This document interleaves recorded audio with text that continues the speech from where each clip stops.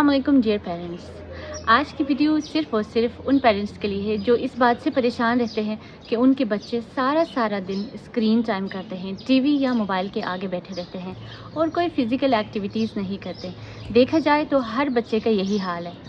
तो आज की वीडियो उन तमाम पेरेंट्स के लिए है जो चाहते हैं कि वो अपने बच्चों को फ़िज़िकली एक्टिविटीज़ में इन्वॉल्व रखें। ये तो हम सब जानते हैं कि फ़िज़िकल एक्टिविटीज़ बच्चों की ब्रेन डेवलपमेंट के लिए कितनी ज़रूरी है।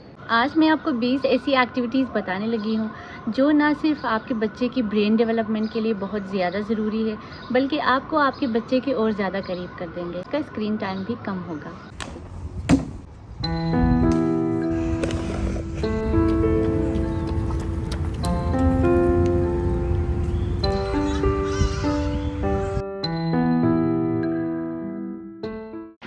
बचपन में हमारे पास ऐसा कुछ होता नहीं था जो आजकल के बच्चों के पास है। तो हमारे नाना नानी दादा दादी हमें पहेलियाँ सुनवाते रहते थे और हम उनको बूझते रहते थे और उनके क्वेश्चंस के लिए हम बहुत ज़्यादा सोच विचार करते थे। तो आजकल के बच्चे क्या करते हैं, वो पजल्स के साथ खेलते हैं। रिसर्च ये बताती है कि इस एक्टिविटी से बच्चे का मूड, कंसंट्रेशन और मेमोरी रेगुलेट हो जाती है। कुछ लोग कहते हैं कि पजल सिर्फ बड़े बच्चों के लिए है, लेकिन ऐसा नहीं है। अरशान 3 साल का है, लेकिन ये बहुत अच्छे तरीके से पजल्स खेल सकता है। इससे बच्चे की IQ लेवल तेज हो जाती है। हाँ, बस शुरू में बच्चे को सिंपल और बड़े पीस वाले पजल दिया करें, जिसे वो आसानी से असेंबल कर सके। जैसे आप देख रही हैं अरशान कितने आसानी से असेंबल कर रहा है। इससे ना सिर्फ बच्चे कलर, साइजेस और शेप सीख सकते हैं, बल्कि बच्चों के अंदर प्रॉब्लम सॉल्विंग और पेशेंस आ जाता है। मेरे एक बहुत ही करीबी रिलेटिव हैं, वो अपने बच्चे को अक्सर मारते थे। मैं उनसे पूछा करती थी, आप इसको क्यों मारते हो बेचारे को, क्योंकि मारना बहुत ज़्यादा गलत बात है। तो वो आगे से कहते थे, मेरे माँ बाप ने भी मुझे बचपन में बहुत मारा है, तो इस वजह से इसको भी मार पड़नी चाहिए। बचपन ने तो गुजर जाना है, किसी का बचपन ठहरा नहीं है। तो जितना आप अपने बच्चे के बचपन को खूबसूरत, यादगार और लर्निंग से भरपूर बनाते हैं, उतना आपके बच्चे का फ्यूचर बेहतरीन हो जाता है। आपका मकसद होना चाहिए अपने बच्चे की लर्निंग को इंगेजिंग और फन बनाना। दूसरी एक्टिविटी है हैंड पेंटिंग। यह एक्टिविटी बहुत शौक से करते हैं बच्चे। जब वो अपने हाथों को कलर करके कागज़ पर प्रिंट लगा देते हैं तो बहुत ज़्यादा खुश हो जाते हैं और डिफरेंट टेक्सचर्स और कलर सीख जाते हैं। अपनी आसानी के लिए हम बच्चों को बहुत सारी ऐसी एक्टिविटी से रोकते हैं, जैसे वो कपड़े ख़राब कर देंगे, कमरे को ख़राब करेंगे। That's great. पर आई स्ट्रांगली रिकमेंड कि अगर आप बार बार नहीं करवा सकते हैं ये एक्टिविटी, तो हफ्ते में 1 या 2 बार ज़रूर करवाएं। शुरू में मुझे अरशान की हेल्प करनी पड़ी, लेकिन बाद में वो खुद करने लग गया। इस एक्टिविटी से बच्चों के अंदर आर्टिस्टिक डेवलपमेंट होती है।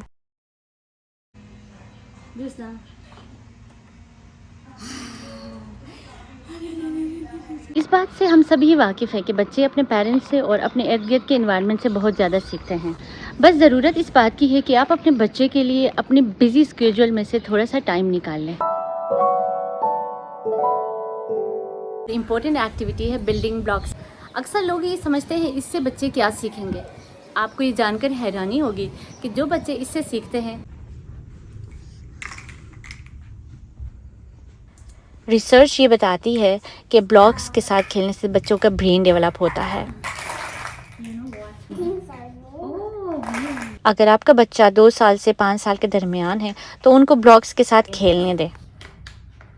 इससे बच्चे टावर बनाते हैं, डिफरेंट घर बनाते हैं या ब्रिजेस वगैरह बनाते हैं, तो बच्चे डिफरेंट फॉर्मेशन सीखते हैं, बैलेंस करना सीखते हैं। यहाँ पर मैं अरशान की हेल्प कर रही हूँ। देखिए वो कितना बड़ा टावर बना रहा है ब्लॉक्स से, और ये गिर भी गया।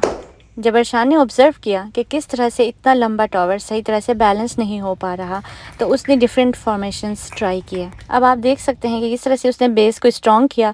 अब वो 2 टावर एट ए टाइम बना रहा है। इससे बच्चे की हैंड आई कोऑर्डिनेशन डेवलप होती है और बच्चे के अंदर प्रॉब्लम सॉल्विंग स्किल आ जाती है। इसी तरह मैं अरशान को इनकरेज करती हूँ कि वो डिफरेंट स्ट्रक्चर बनाएं, और आप भी अपने बच्चे से डिफरेंट क्वेश्चंस कर सकते हैं कि वो कंप्लीट होने के बाद किस तरह लगेगा, किस तरह से इसको बेहतर बनाया जा सकता है। इस तरह से बच्चा गौर फिक्र करने लग जाएगा और एफर्ट्स लगाना शुरू करेगा।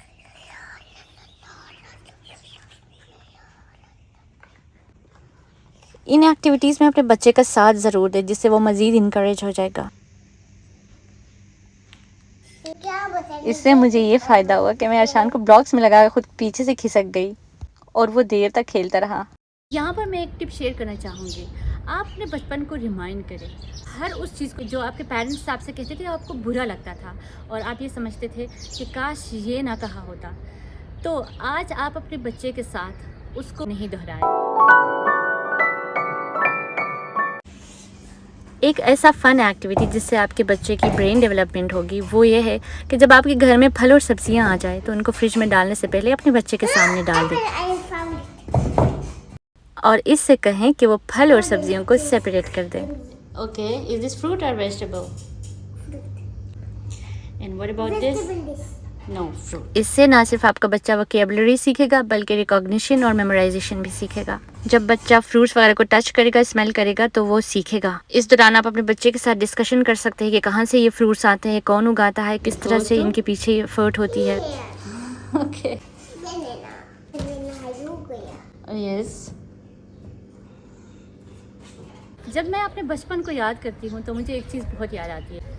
जब हम खेल रहे होते थे तो मेरे पेरेंट्स या फिर मेरे एल्डर ब्रदर वहाँ आ जाते थे और हमारे साथ हाइड एंड सीक खेला करते थे, तब मेरी खुशी डबल हो जाती थी। तो अगर हम अपने बच्चों के साथ टाइम स्पेंड करें, उनके साथ उन छोटी छोटी चीज़ों को, उन छोटे छोटे खेलों में उनमें शामिल हो जाएंगे तो उनको कितनी खुशी मिलेगी। नेक्स्ट ब्रेन डेवलपमेंट एक्टिविटी है हाइड एंड सीक। आप अपने बच्चे के साथ हाइड एंड सीक कर सकते हैं। इससे बच्चे की सोचने की सलाहियत डेवलप हो जाती है। छुपने के लिए बच्चे सबसे बेस्ट जगह ढूंढते हैं। इस तरह से वो अपने सराउंडिंग्स को क्या करते हैं, एक्सप्लोर कर लेते हैं और वो बेस्ट स्पॉट ढूंढते हैं जहाँ वो छुप जाए। और अगले बंदे को ढूंढने के लिए वो लॉजिक और मेमोरी को यूज़ करते हैं, जिससे उनका ब्रेन डेवलप होता है। उनकी इमोशनल, सोशल और इमेजिनेटिव स्किल डेवलप होते हैं। जब बच्चे का बचपन गुजर जाता है तो उसके पेरेंट्स सबसे ज़्यादा बचपन को याद करते हैं। तो इसलिए ज़रूरी है बच्चे के बचपन को मज़ीद खूबसूरत बनाने के लिए, उसको यादगार बनाने के लिए पेरेंट्स को थोड़ा सा टाइम निकालना होगा। छठा और अहम एक्टिविटी है सर्कलिंग एंड ट्रेसिंग। अरशान को पेंसिल पकड़ने में हमेशा दुश्वारी होती थी, तो मैंने यह एक्टिविटी बार बार उससे करवाई और अब अरशान बहुत अच्छे तरीके से पेंसिल को पकड़ लेता है। नंबर 2, अपने बच्चे की राइटिंग स्किल को अगर डेवलप करनी हो तो ये एक्टिविटी ज़रूर करवाएं। सबसे अहम बात, इस एक्टिविटी से बच्चे की हैंड मूवमेंट जो है ना वो इम्प्रूव होगी। Where is 9? 9?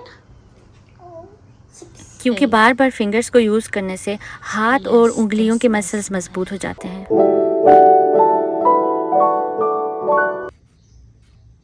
अरशान को रंगों के साथ खेलना बहुत पसंद है, मेरी तरह। कोई भी कलर्स हो, चाहे क्रेयॉन्स या वाटर कलर या पेंसिल कलर, वो बहुत शौक से करता है। ये एक ऐसी एक्टिविटी है जिससे बच्चा जिसको करके पुरसुकून होता है और बच्चे के अंदर जो उसकी इमोशंस है उनकी एक्सप्रेस होती है। तो इसको अपने बच्चे को ज़रूर करवाएं और बच्चे को ये समझ में आती है कि किस कलर को किस कलर्स के साथ मिलाओगे तो कौन सा कलर बनेगा। तो इस तरह से अपने बच्चों को कलर्स की अवेयरनेस दे तो ये बहुत अच्छी एक्टिविटी है जो कि ब्रेन डेवलपमेंट में अहम किरदार अदा करती है।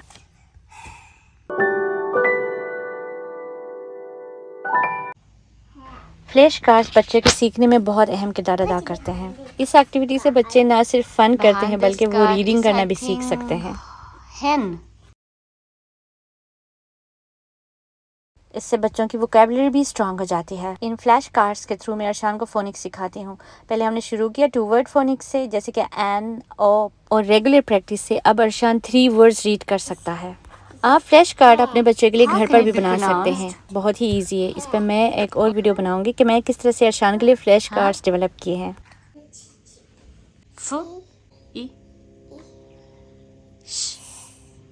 Okay, fish.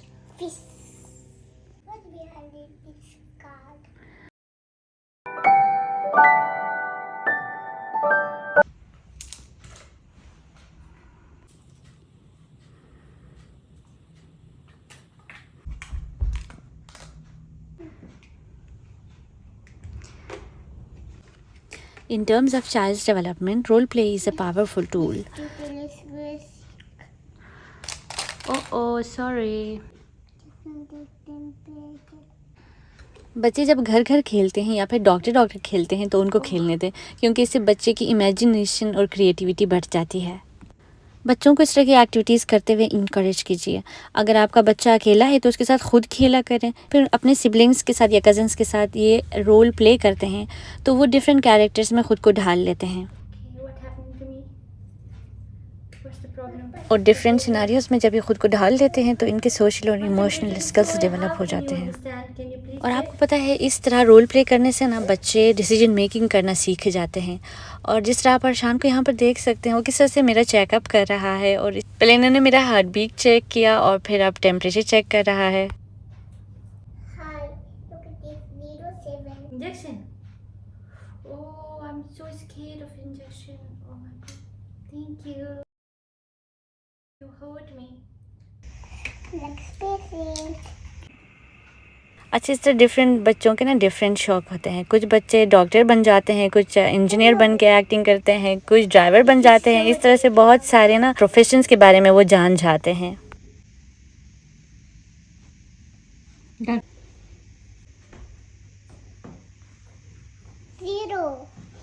Oh.